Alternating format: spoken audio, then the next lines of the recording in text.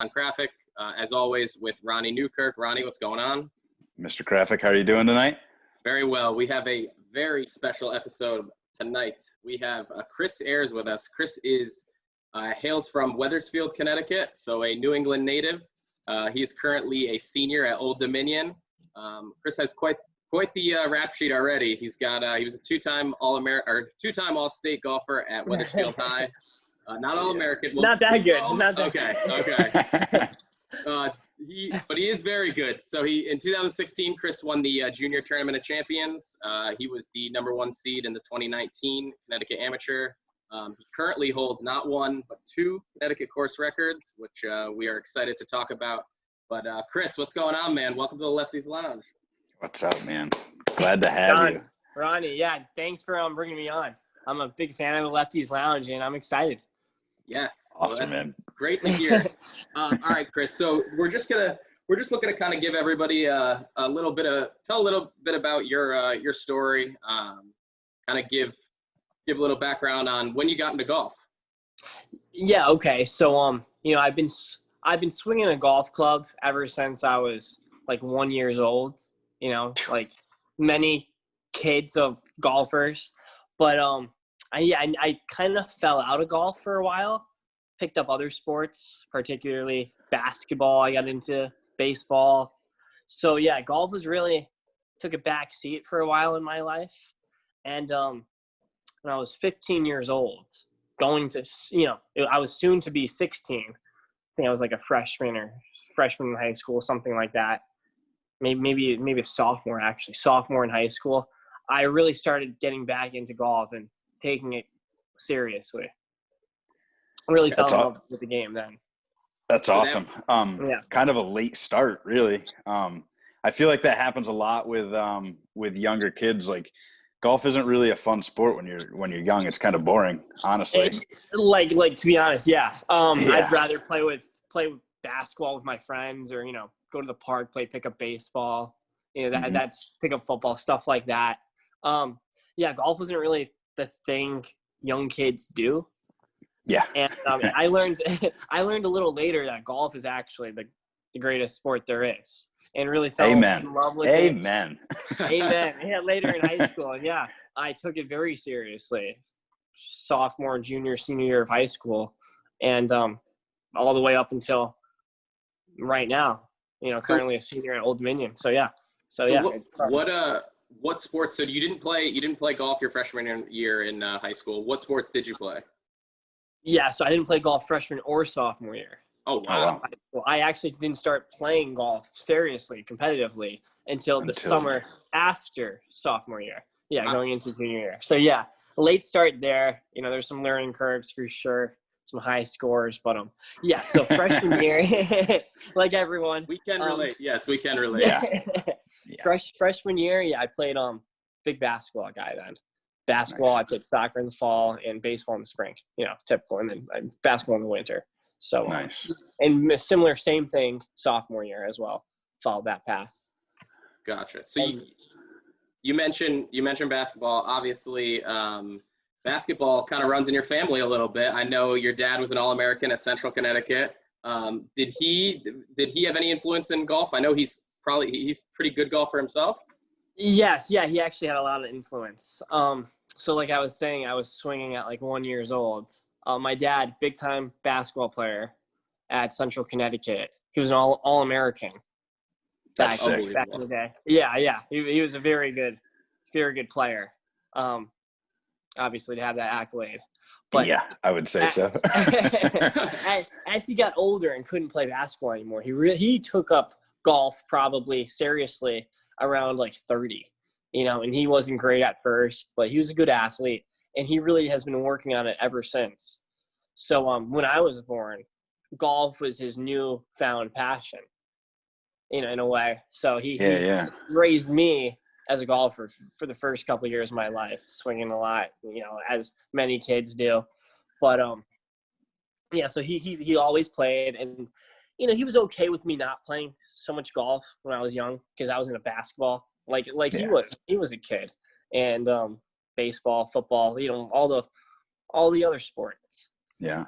But yeah, as I got older, he did help me out, just with the beginning stages of golf.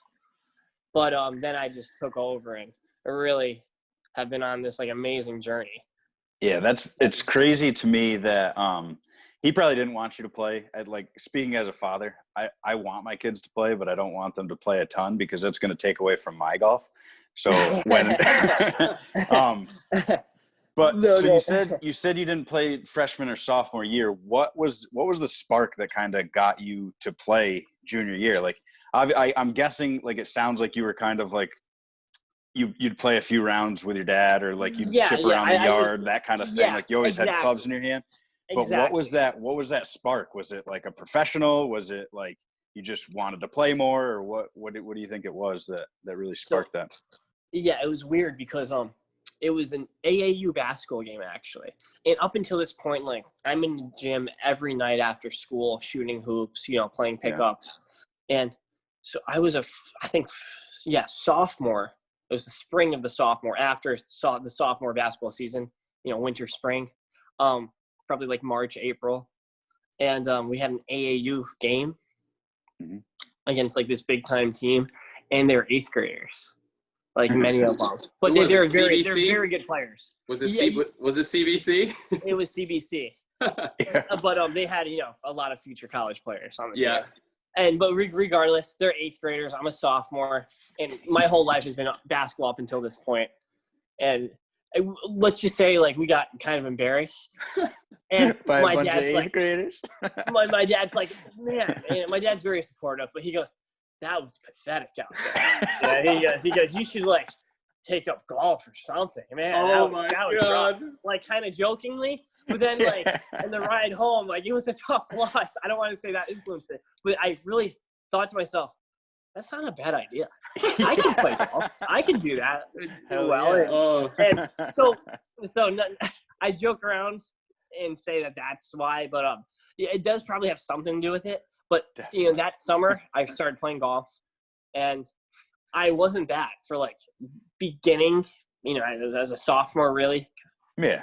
Like really playing your own score. Yeah. I wasn't terrible. I was actually pretty, I was, What were you shooting then? Like when you first started, what were you like popping off 70s or like? It's crazy because it was a long time ago. I would say no. I was to say like, but I wouldn't say nothing too bad. Probably like mid 80s. As like a sophomore, just like that, just picking it up. It makes me feel equally as bad because that's probably where I'm at right now. Yeah. No, that's right. Yeah. So, and then I'm like, and then I would hit a couple good shots, just like, every weekend golfer say, I could do this. Like I could seriously repeat this and just do it over and over again and shoot under par. That was my thought process, even though it didn't happen for a couple years later. But I was really committed and really, I persuaded myself that I could do this at a high level. That's awesome. That's awesome. Yeah. That's a great story. First off, as far as self-awareness, when walking in, I tell you what, especially at that age, I remember that age range, and walking into AAU gyms with 8th graders with the teams with Division I talent was a big eye opener. Yeah, I think I got dunked on, and I'm like, this kid's in middle school. Yeah, something's not right. That's great. But, so let's stick on your high school journey a little bit. I know. So I saw that you guys, your senior year, you guys finished was 3rd in the state tournament. 3rd in state tournaments, yes. Do you remember what course that was at? Yes. Okay. Was it in Watertown? No. It wasn't. Was it my senior year or junior year? I'm trying to think. I forget one of them. One was Timberland in Berlin, and the other one was like Crestview or something like that. That's it. Crestview. Crestbrook. Something like that. Yeah, Crestbrook, I think. I bring that up because I played golf only my senior year in high school. Kind of similar to you in the sense that like I just picked it up for fun. Definitely not similar to you in the game, but I just picked it up for fun. I was like, so my buddies are like, yo, we can walk across the street and play golf for free after high school every day, 9 holes. I was like, oh. Yeah, literally our old high school is across the street from our course. So pretty sick setup. That's awesome. So Yeah. do you remember, we played that the state tournament. I remember I played that course as well. Do you remember what you shot that day? 78. 70. Okay. All right. So I believe so. all I right, said maybe 77, 76, something like that. I just know it was raining. It was playing hard, and it shows like my level. Then I felt like I played decent, and yeah. Like, nowadays, if I shoot 78, it's like, geez, well, right, what bad happened? day. Damn. God, that would be so nice to do. I shoot a 78 and I'm fucking going wild. So obviously with the later high school start and the golf journey starting later. So what was the recruiting scene like? Obviously you end up at Old Dominion, but there was a stop in the middle? Like how did that go down? Yeah, correct. So yeah, coming out of high school, again, I played like golf 2 years competitively. I took it really serious in those 2 years, but still wasn't at the level I am today. Not even close. I wasn't recruited by any Division I school out of high school. So like, I didn't have any scholarship offers from anyone. Was your goal to play golf in college? Was that what you were hoping for? Like where were you at? Yes, correct. Yeah. Especially as a senior in college. Yeah. Yeah. I mean, high school. Sorry. Golf at that point was like my thing. Yeah. Even though maybe I didn't stack up to the other people in the state, people of my class, as well as I do now.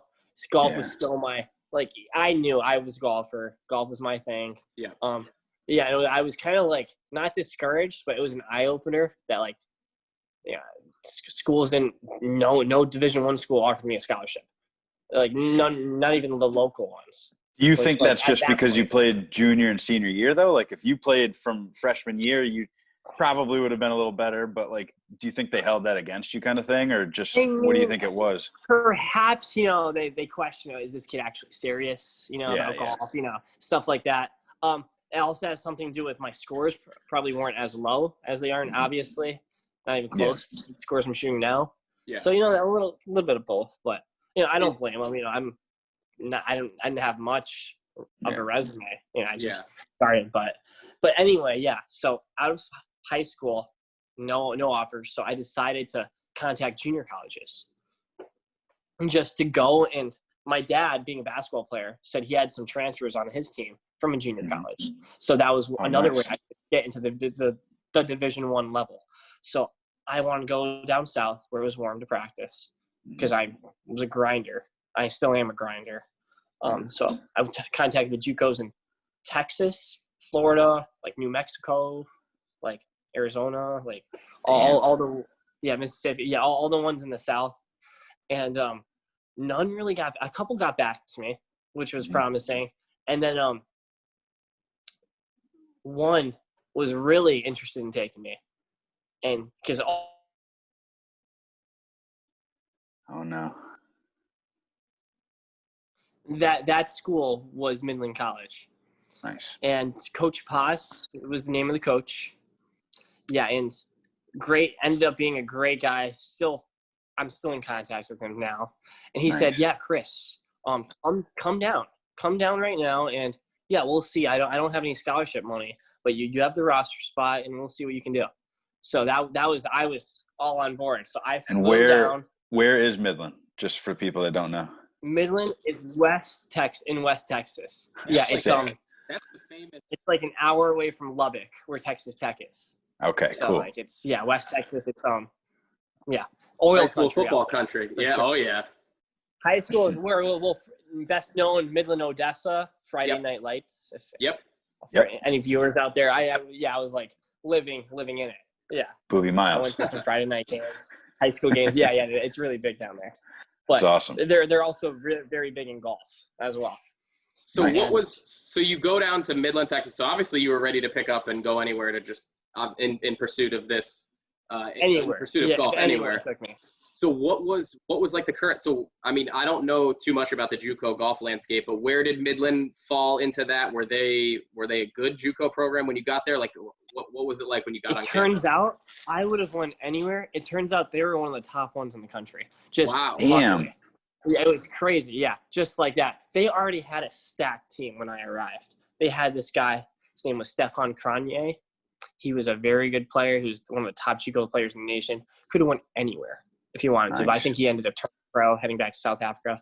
But yeah, everyone was after him. Texas Tech, I think USC, like some big times. Yeah, he could have gone anywhere. Arizona. Yeah. Wow. And then and we had a very good team. That's awesome. So you obviously go into a good situation. So I'm curious, kind of like, so where are you at in your golf progression as far as like, do you have a swing coach? Like, where are you at? Obviously, you said like high school, you really dove in. Now you get to JUCO. Like, what does it look like? What does the preparation look like? So I don't really have a swing coach up until now.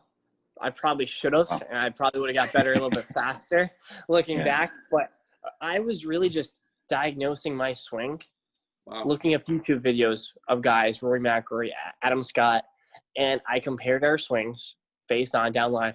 And I decided, how can I get my swing to look like that? Because they're doing something that I'm not doing right, you know? Yeah. So just from there, and then being down there, talking to all these great golf minds, I ended up befriending guys on the Texas Tech team as well down there. Some of the high school kids, seniors. My friend Austin Escamilla, he's still a good friend of mine, plays at Rice now. Talking to him about golf, like I just had all the head pros down there helped me out a lot. I just ended up listening to everyone, just bits and pieces. And being a sponge. I was like a sponge, yeah. Hell yeah. Big time. I was That's at awesome. the course in the morning before classes, ate lunch, got to practice early, and then stayed after practice. My coach told me I practiced the most he's ever seen. Wow. Damn. So you were completely in it.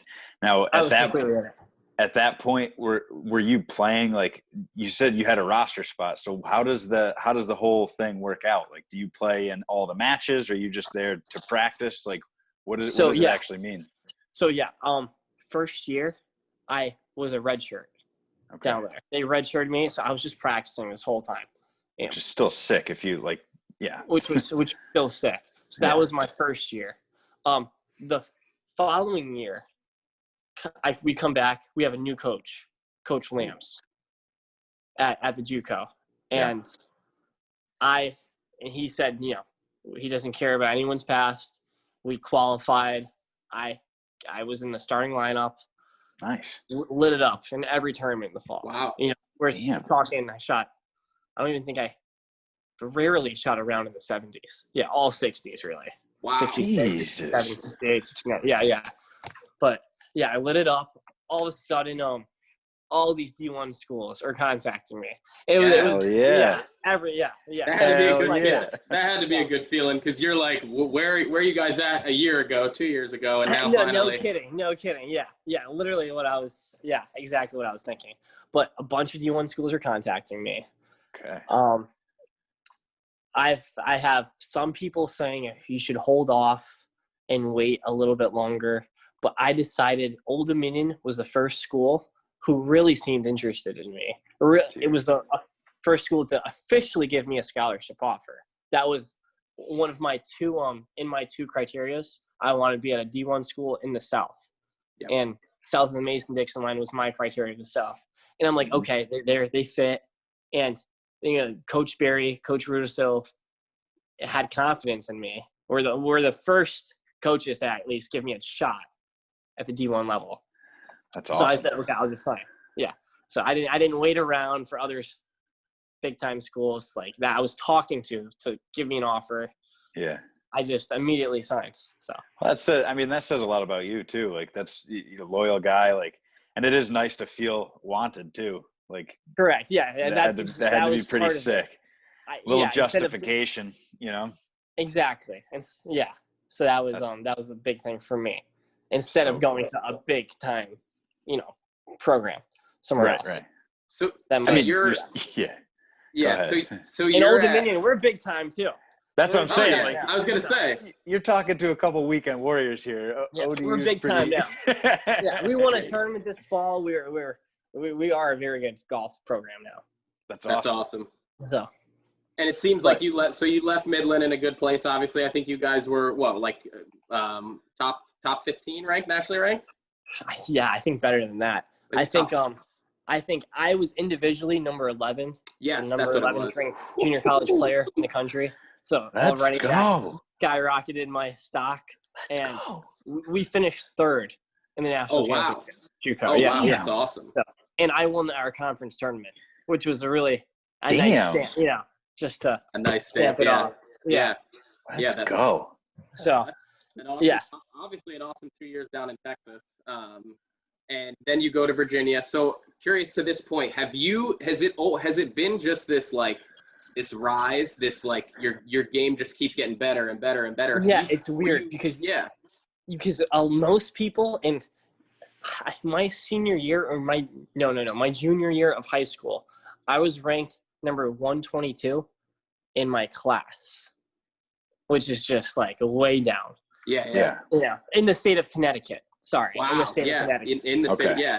Yeah. Out of high school. And you get So you go from 122 in junior year in Connecticut to 4 years later as the number 3 ranked JUCO player in the country. Correct. Yeah, and now I'm one of the top amateurs in the state. Yes. That's so Of sick. all age. Yeah. Yes, which we definitely want to get into. We want to get into the amateur scene. Yeah, I want to Okay. learn so much about the amateur scene. I got so many questions. But yeah, by the way, Old Dominion has been great. I love my coaches. They've helped me a lot. They've put a lot of faith in me. And I played very well this fall. I was ranked, I think, 71 in the country in scoring average last fall. Wow. Oh, wow. Yeah, so I was for Division I. So I was I had a good season. And I've been steadily improving. Yeah. So let's talk about Old Dominion. So you get there. You obviously it seems like it's going to be a pretty big jump from JUCO to Division I golf.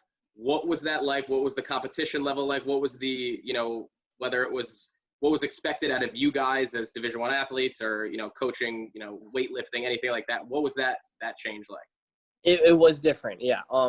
In junior college, there's just the talent pool. There's guys that are just as talented in junior college, but not as much as Division I, if that makes sense. Like in a junior college tournament, maybe the top 5-6 guys that finish, are Division I players. But the talent level is a big drop off after that. Division I, everyone can play. The depth is just way crazier once you get up to that level. Yeah, anyone on even our Old Dominion team, from number 1 guy down to our 9th or 10th guy, anyone can rip off a 63 in practice, just like that. And that our coach has seen it. Yeah. That's crazy. That's so crazy to me. Yeah. Those are some low numbers. We're not used to those numbers, Chris. Yeah. So really, what's the difference? So could Old Dominion ever make the college championship? Oh yeah. Like on TV and shit. We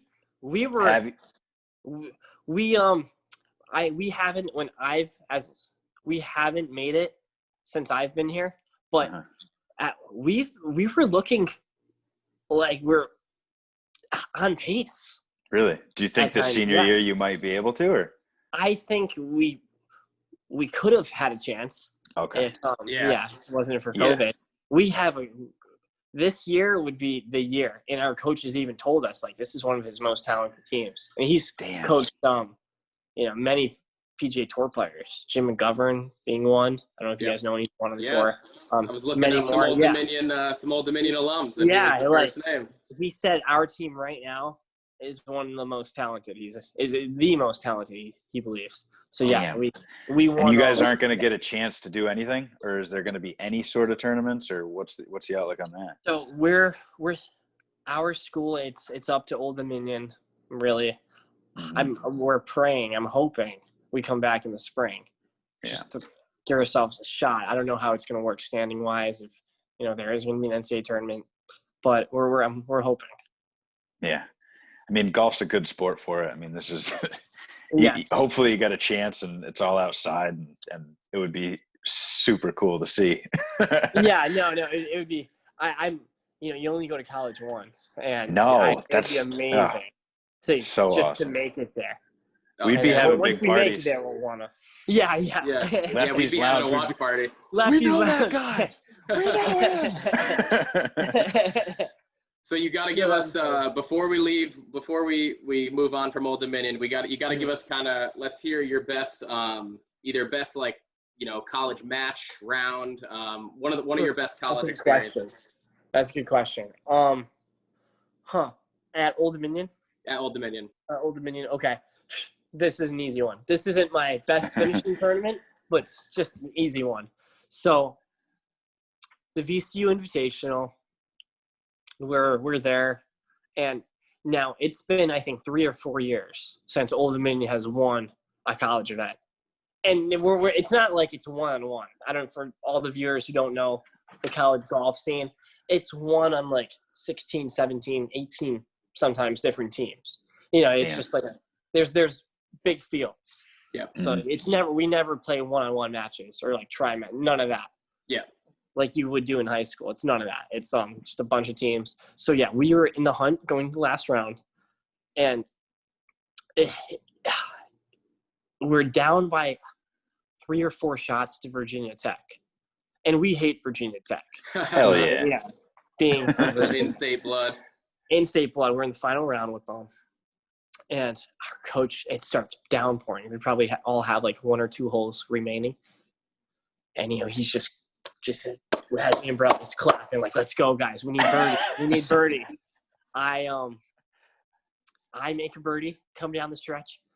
My teammate Carter, who played amazing, makes a birdie, come down the stretch, and all of a sudden, Virginia Tech's best player, I think, doubled like the last hole. All of a sudden, we're like, it's gonna be close. And we ended up winning by 1. And we were Old going Dominion's crazy. right in it. Let's go. Yeah, it was.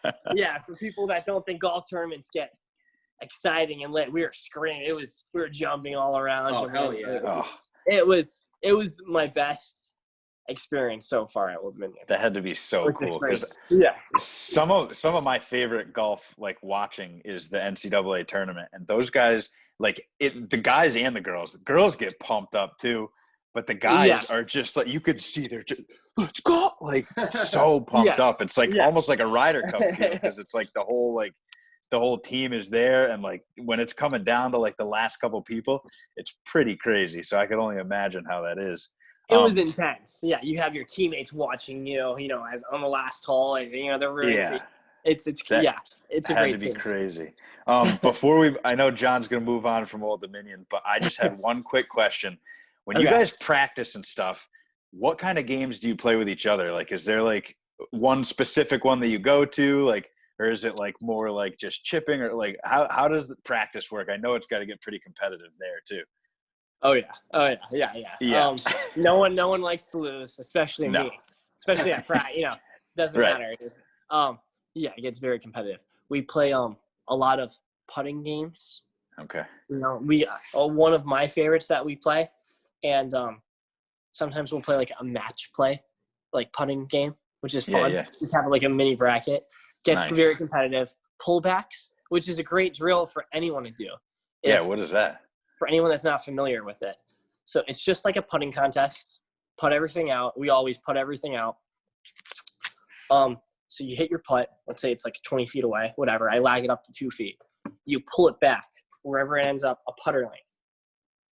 Oh, okay. So now it's a 5-footer. So the point is, the minimum putt is basically a 3-footer. Right. And let's say I miss the 5-footer, I pull it back again. You pull it back you again. Keep pulling back. So there's no real tapping. Wow. That that's one sick. is great. It's great practice. That's great.